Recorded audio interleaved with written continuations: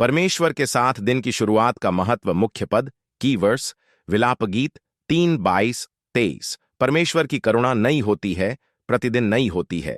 1. परिचय, इंट्रोडक्शन। नमस्कार प्रिय मसीही भाइयों और बहनों, आज सुबह जब हमारी आंख खुली तो हमने एक नया दिन देखा। यह दिन हमें यूं ही नहीं मिला, यह परमेश्वर की ओर से एक अनमोल उपहार है। भजनकार कहता है, यह वह दिन है जिसे यहोवा ने बनाया है, हम इसमें मग्न और आनंदित हों। भजन संहिता 118-22।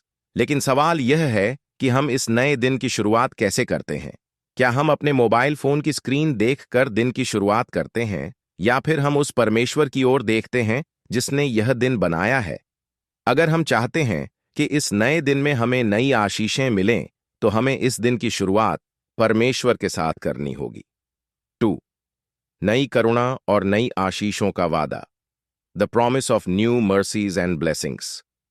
आइए हम विलाप गीत 3:22-23 को पढ़ें। यहोवा की करुणा यह है कि हमारा अंत नहीं हुआ, क्योंकि उसकी दया अमर है। वे प्रति भोर को नई होती रहती हैं। तेरी सच्चाई महान है। यह हमारे विश्वास की सबसे सुंदर सच्चाइयों में से एक है। कल जो हुआ वह बीत गया। कल आपने गलतियां की होंगी, पाप किए होंगे, निराश हुए होंगे, लेकिन परमेश्वर की करुणा समाप्त नहीं हुई, उसकी दया खत्म नहीं हुई।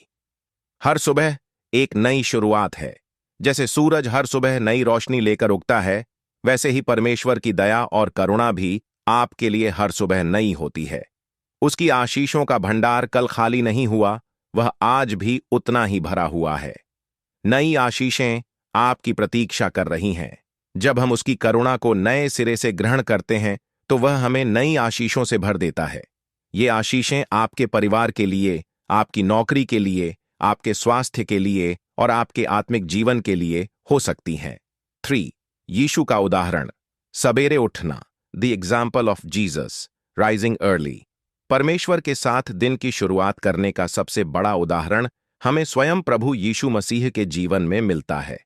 मरकुस 8:35 में लिखा है, और भोर को दिन निकलने से बहुत पहले वह उठकर निकला और एक एकांत स्थान में गया और वहां प्रार्थना करने लगा। ध्यान दीजिए। 1. वह बहुत सवेरे उठे। यीशु ने दिन की शुरुआत व्यस्तता से नहीं, बल्कि एकांत में पिता के साथ की। 2. एकांत स्थान। वह शोरगुल से दूर शांति में परमेश्वर के साथ समय बिताने गए। 3. प्रार्थना करने लगा। उनका ध्यान सेवा से हटकर संबंध पर था। पहले पिता से मिलना, फिर लोगों की सेवा करना।